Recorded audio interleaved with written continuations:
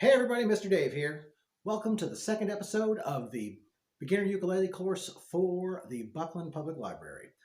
Once again, I want to say a big thanks to the Buckland branch of the Mass Cultural Council for supporting and funding this six-part series, and also for the Buckland Public Library for offering this opportunity to us so we can all learn to play ukulele. Now, like I had mentioned before, I brought in a whole bunch of ukuleles to show you guys, to show you the different types and the different sizes. And that's what I want to start out with. Now, you saw at the very beginning in the opening, just a long, beautiful opening establishing shot of the ukuleles. Well, I'm going to bring them up one by one so you can see just exactly what we're talking about. And the first one I'm going to start off with is probably very similar to one that you have at home if you're just beginning, the Soprano. One second. This is a soprano ukulele. You can see it's fairly small, and it's got a high tone to it. Now, like I mentioned last time on the video, I have a low G on most of these, so mine's going to sound a little bit deeper and a little bit richer than yours. Dipper is deeper and richer, just so you know. But it's essentially the same thing.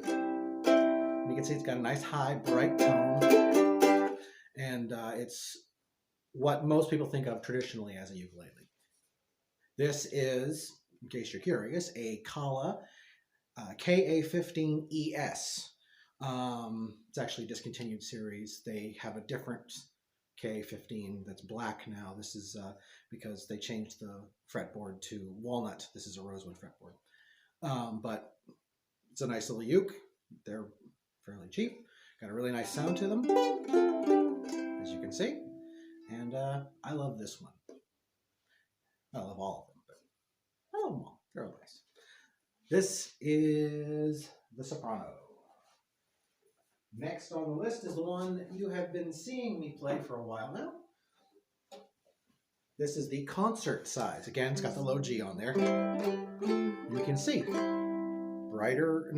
a deeper, richer, wider tone, broader. This is a Kala exotic mahogany. Actually, it's a mahogany. It's exotic because of the way it was finished and the way the wood was cut. It gives these neat tigery stripes. But it's also like that one. Actually, is also a mahogany ukulele. As you can hear, it's deeper. It's a broader tone. It's capable of more tonally while still being a ukulele. So this is the concert size. And you can see how much bigger it is. Next one on the list is tenor.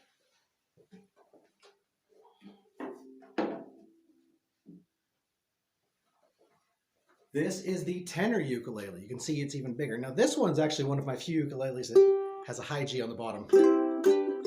So it's got that high G bright tone to it. But you can see it's still got a louder, meatier sound to it, even with that high G there. This is the Kala KATG. It's a mahogany ukulele again. It's got a nice gloss finish. This was actually a 39th birthday present from my sister. So yeah, that's this one. Next up would be a baritone, but I don't actually own a baritone ukulele. A baritone ukulele, it's the same size as this guy here, but it's tuned differently. It's not regular island tuning. It's more like a guitar. It sounds like a guitar when you play it, and it's the same size as this. Now this is a U bass, or a bass ukulele.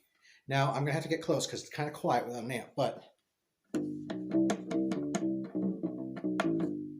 you can hear that it sounds just like a regular full-size bass, and that's because of the special strings that they have, but it's really short scale. So, you know, if you're ever interested in playing bass guitar, or if you already play bass guitar, this is a really good halfway in between point. Plus, it's a lot lighter and a lot more portable, whilst not losing any of the sound. So yeah, this is a U bass or a bass ukulele. And this is Hadeen, or Hadean, I'm not sure how it's pronounced, but UK23C. It's got a cutaway. I thought it was snazzy. And it's a walnut ukulele. Now next up, I've actually got some fun stuff There are tons of different kinds of specialized ukuleles.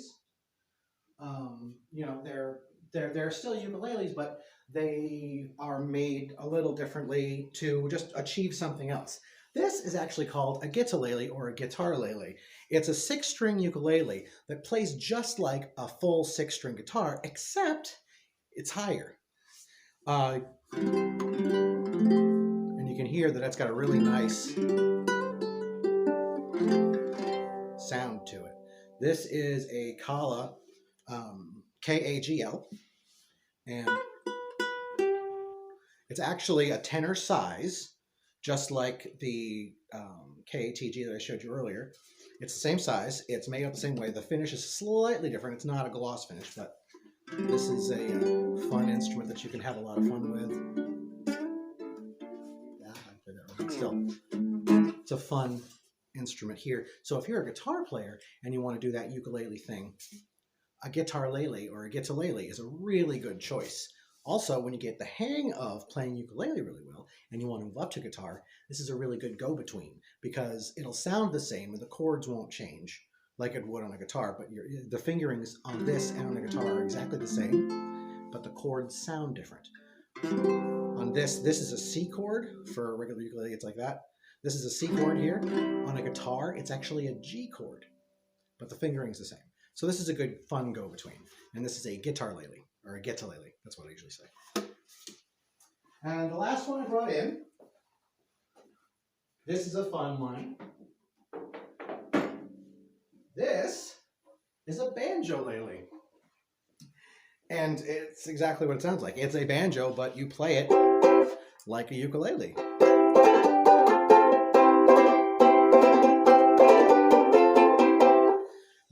It's an open back, and the bridge and get right into the resonator head, just like a regular banjo, but it plays and sounds like a ukulele, which is fun. So yeah, there's a lot of different things like this. There are different style ukuleles. There are different types that you can play, that you can find, and the kind of music that you want to play, that the kind of ukulele that you want really depends on the kind of music that you want to play and the type of musician that you want to be. Now, I'm kind of a jack of all trades, so I've got all these different kinds of ukuleles out there, and they're a lot of fun.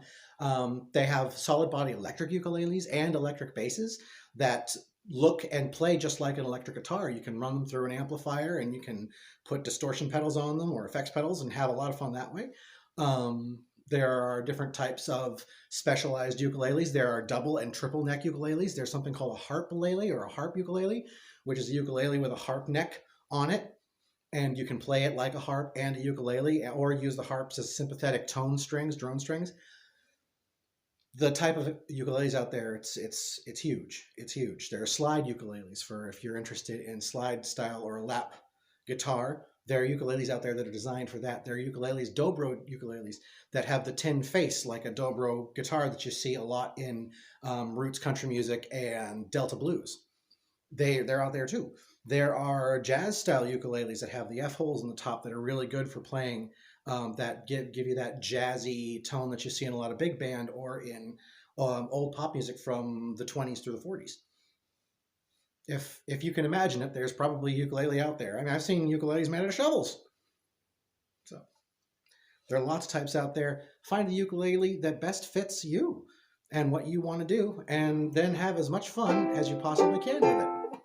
Right, so that's the different kinds of ukuleles that I have to show you, and hopefully it inspires you, gives you an idea to go forward. Now let's get right into the lesson with Row, Row, Row Your Boat. All right, so Row, Row, Row Your Boat. This whole song is only 2 chords. Now, for those of you who have done classes with me before, you'll remember this one, and this will be kind of a review for you, but never hurts to play along. Let's start off with the first chord in the song, which is played through most of the song, the C chord. Quick review, the lines that are going up and down here, the vertical lines, are the strings of the ukulele. That's your A string. That is your E string, C string, and the G string. For you, it's a high G. For me, it's a low G, most likely. The spot tells you on what fret space to put your finger. Remember, the frets are the metal pieces, and the spaces in between are fret spaces, although always referred to as frets, almost always. When I say third fret, I mean in the space. So put your finger on the third fret of your A string. Now, that's the one that's closest to the floor, or furthest away from your nose is what I usually say. And then just strum all the strings. Now, if I have all my ducks in a row, I've actually got a picture of the lead sheet next to me so you can see it and follow along if you don't have a copy of it. Feel free to copy it out or whatever. We're going to do Row, Row, Row Your Boat, starting with this C chord. Now you'll see that down the bottom, it goes to, when it sings Life is But a Dream, it changes to a G chord. We're not going to go that far. And we're just going to do one strum until it's time to change the chord. So it's going to go like this. Row, row, row your boat gently down the stream. Merrily, merrily, merrily, merrily. That's as far as we're going. Practice just one strum when you see the chord right where it belongs. Again, let's do that together, just strumming once. Row, row, row your boat gently down the stream. Merrily, merrily, merrily, merrily. Good. Practice that a few times, pause the video, and once you're comfortable doing that, whilst holding the C chord the whole time, we're going to work on the downbeats. All right, so you practiced one strum for the whole thing. Now let's do the downbeats. The simplest way to explain a downbeat is when you're listening to music and you're tapping your toe, that's the downbeat. When your toe hits the floor, that's the downbeat. When you're dancing, every one of those solid hits, that's the downbeat. In this song, there are 4 downbeats per measure, and a measure is just a grouping, and it makes it easier for musicians to tell where they are in a song. For you, we're just going to use those as our strums. For this song, our downbeat is going to be about this speed. Row, row, row your boat gently down the stream. And we're going to strum on those downbeats. So let me show you. 2, 3, 4. Row, row, row your boat gently down the stream. Merrily, merrily, merrily, merrily. Just like that. Now you try along with me. I'm going to slow it down a little bit. 2, 3, 4. Row, row, row your boat gently down the stream. Merrily, merrily, merrily, merrily. Good. We'll do that again. I'm going to speed it up a little bit more. Don't be afraid to pause it and keep working at the slower pace. That's why we put it on video, to make it easy for you to go at your own pace. Here we go. 2, 3, 4. Row, row, row your boat gently down the stream. Merrily, merrily, merrily, merrily. Good. Practice that as many times as you need. Real quick, I want to go over strumming. Strumming is as individual as a fingerprint. How you want to strum the strings is totally up to you. You can use, like what I'm doing now is I'm using my index finger and just strumming downward like this. That's an easy one. You can also use your thumb. You can use all your fingers. And if you've got a pick, either a felt pick or a plastic pick, you can use your pick and strum also, whatever you're comfortable with doing. Me, you'll probably see me using my index finger quite a bit. That's usually my go-to. So let's try row, row, row your boat up to regular speed. Just the first section before that changeover to the G chord. 2, 3, 4. Row, row, row your boat gently down the stream. Merrily, merrily, merrily, merrily. Good job. Now let's move on to the G chord. The G chord. Here it is in all its glory. If you'll connect the dots of the spots, it looks like a triangle that's pointed downward. I often refer to that triangle, reminding you, point the triangle. Don't forget, it's a triangle. This is a triangle. So remember, triangle. Now, to play this, often people's fingers can change. My hand is not the same as your hand, is not the same as someone else's hand. So when you place your fingers down on a chord, the first and best rule to remember is to do what's comfortable for your hand, for your personal physiology. However, I know people like to have a bit of a guide. So here is a guide. When I play my G chord, I put my middle finger on the A string, 2nd fret. I put my index finger, my pointer finger, on the 2nd fret of the C string, and I put my ring finger on the 3rd fret of the E string. That's how I do it, and that's what's comfortable for my hand. It might not be the same for you, and the longer you play, this is going to loosen up more, it's going to get stronger, it's going to get more flexible. That'll change too. But this is how I do it. And remember, always keep your palm away from the neck, only touching right here if you can manage it, because if you bring your elbow in and have it touching, it's going to be very difficult for you to keep forming the chords, and even harder for you to do a chord transition, going from one chord to the next. So keep the palm out, the elbow out and relaxed, not up against the body. Fingers on the spots for the G chord. Make sure you're pressing down firmly but not too hard on all the strings that you need to, and you're not muting your G string by touching it accidentally with the pad of your index finger or your thumb. And strum. G chord. And that's what it should sound like. Good. Now, hopefully I've got that neato graphic popped back up, and we're going to work on the Life is But a Dream section. Now you'll see it goes life is but, and then on dream it changes back to C. We're going to try. We're going to give it a shot. We're just going to jump in. We'll see how we do. Just one strum per chord, just like before, one strum per chord. Ready? Let's try this. 2, 3, 4. Life is but a dream. Okay, let's do that again. Same way. Ready? Get your fingers back on the G chord and all set up. And remember, don't be afraid to pause the video if you need to. 2, 3, 4. Life is but a dream. Good. Now you'll notice when I'm changing my chord, my G starts here, and then I'm moving my ring finger over to the 3rd fret to play that C chord. So I'm moving it from the 3rd fret on the E string to the 3rd fret on the A string, and then opening up my hand to play a C chord. And that's a chord transition. Some people like to just slam down their pinky finger right there and open up and play it with their pinky. That's fine too.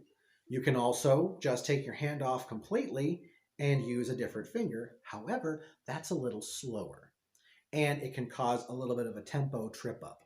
And a tempo is just the rate at which a song is playing. A fast tempo is a speedy, upbeat song, and a slow tempo tends to be a slower, calmer, or sadder song.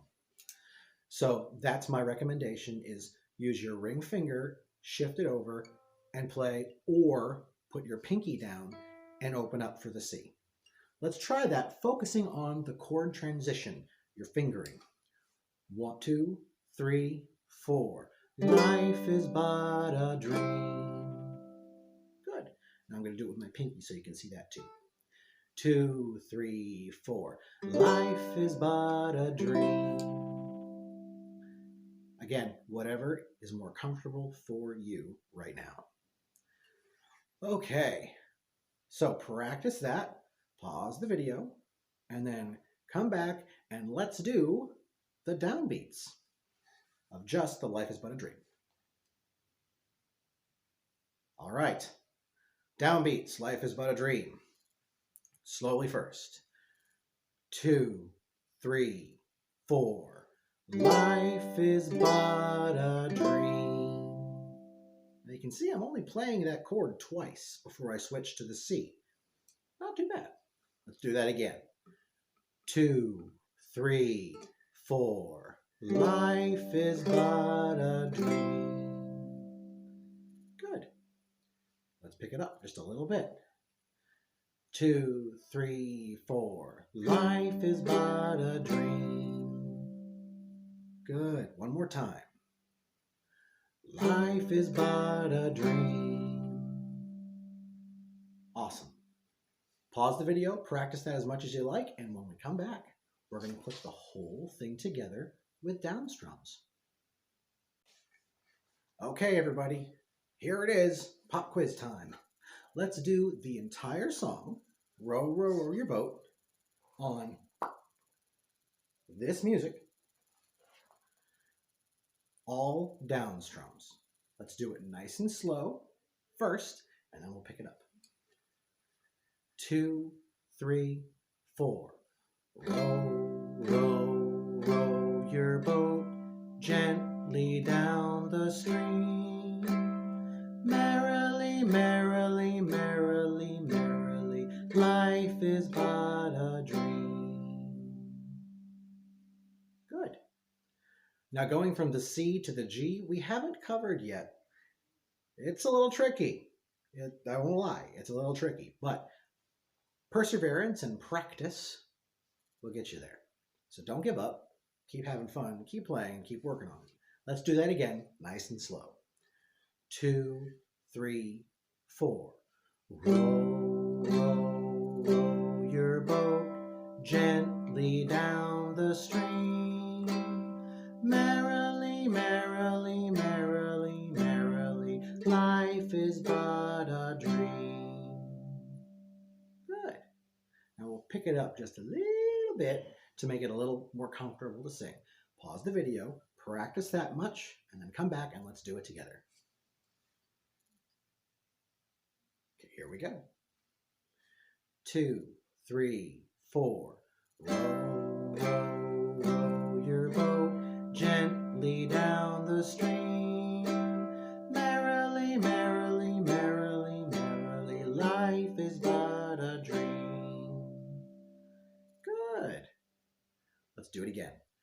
2, 3, 4. Row, row, row your boat gently down the stream. Merrily, merrily, merrily, merrily, life is but a dream. Excellent.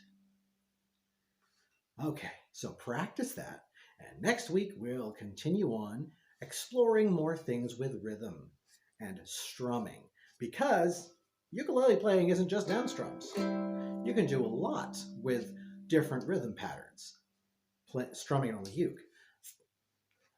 We'll use this song as an example. Row, row, row your boat gently down the stream. Merrily, merrily, merrily, merrily, life is but a dream. Or for something a little different. Row, row, row your boat gently down the stream. Merrily, merrily, merrily, merrily, life is but a dream. See how different that is? Here's another one.